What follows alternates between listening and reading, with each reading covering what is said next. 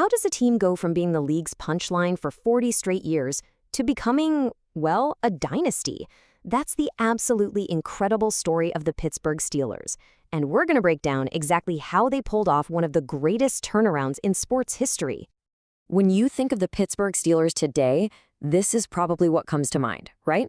Championships, piles of them. They are NFL royalty, tied for the most Super Bowl titles ever. Success is just baked right into their identity. But here's the crazy part. For the first 4 decades they were around, they were the exact opposite.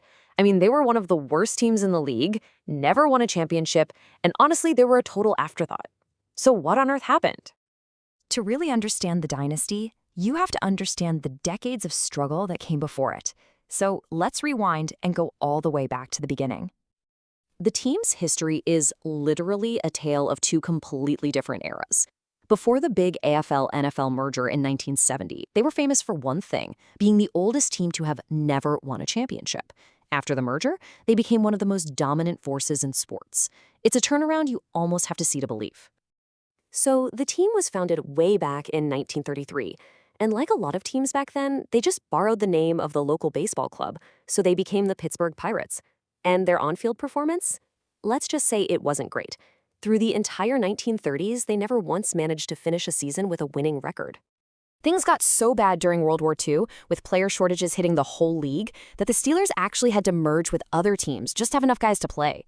In 1943, they teamed up with the Philadelphia Eagles to become the Steagles. The very next year, they merged with the Chicago Cardinals. That team was so bad, they got the nickname the Carpets, because every other team walked all over them. And this wasn't just some struggling team. That 1944 Carpets squad achieved a kind of perfect imperfection.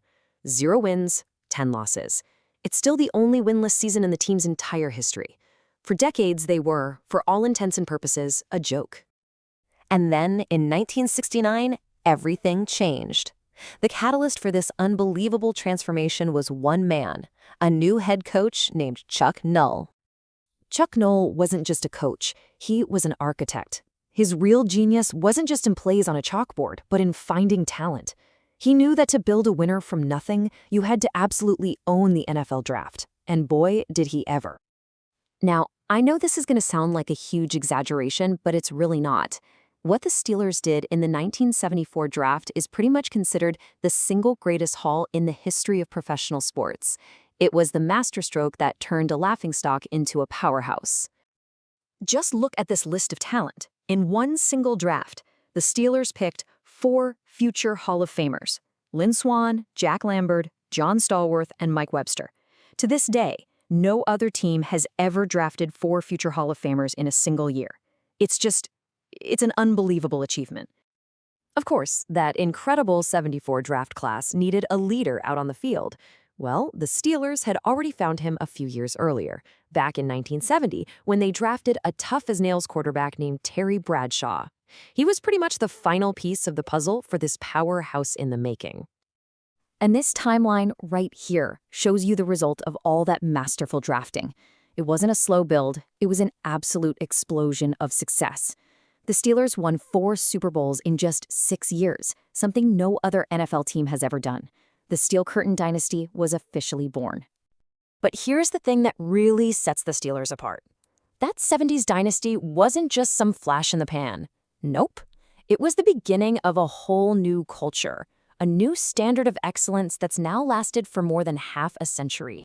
Okay, this right here is just remarkable. Since 1969, the Pittsburgh Steelers have had only 3 head coaches. 3: Chuck Noll, Bill Cowher, and Mike Tomlin. That kind of stability is completely unheard of in modern sports, and it's a huge reason why their success has lasted for so long. This is one of my favorite stats about the team because it says so much about their consistency. Even in their down years, they're still competitive. Since the NFL moved to a 16-game schedule way back in '78, the Steelers are the only team that has never had a truly terrible 12-loss season. Their floor is higher than almost anyone else's ceiling. So we've seen how they built this winning machine on the field, but the Steelers story is about so much more than just football. It's about building a powerful identity that people recognize all over the world. You can really boil it down to 4 pillars that define this franchise. It all starts with the Rooney family, providing incredible stability from day one. That stability built the success that created the massive, passionate fan base we now know as Steeler Nation. You wrap all that in one of the most iconic looks in sports and top it off with a powerful off-field legacy that changed the entire league. Let's talk about this logo. I mean, it's instantly recognizable. It came out in 1962 and was actually based on the steel mark logo from U.S. Steel. It was a direct shout-out to Pittsburgh's steel-making heritage. And those three little diamond shapes, they're not just for show. The colors actually represent the ingredients used to make steel. Yellow is for coal, red is for iron ore, and blue is for scrap steel. It's a perfect symbol of Pittsburgh's identity. And here's a great piece of trivia for you. The Steelers are the only team in the NFL that puts their logo on just one side of the helmet, the right side. The story goes that they were just testing it out to see how it looked, but it got so popular they just decided to keep it that way. But the Steelers' impact goes way beyond the field. The Rooney family has been a huge advocate for civil rights for a long time. This led to the creation of the Rooney Rule in the early 2000s. It's a league-wide policy that says teams have to interview minority candidates for top jobs, and it has absolutely changed the hiring landscape of the entire NFL. This quote really brings us full circle. Since that pivotal 1970 merger, the moment that started their new era, no team has been better. They've got the best overall record, the most regular season wins, and the most playoff victories. The transformation from punchline to powerhouse is complete. So what's the ultimate takeaway from all this? I mean, it's one thing to have a great decade.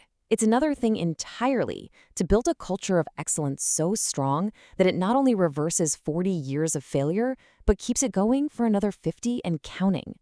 The Steelers didn't just build a team, they created a blueprint for what it means to achieve lasting success.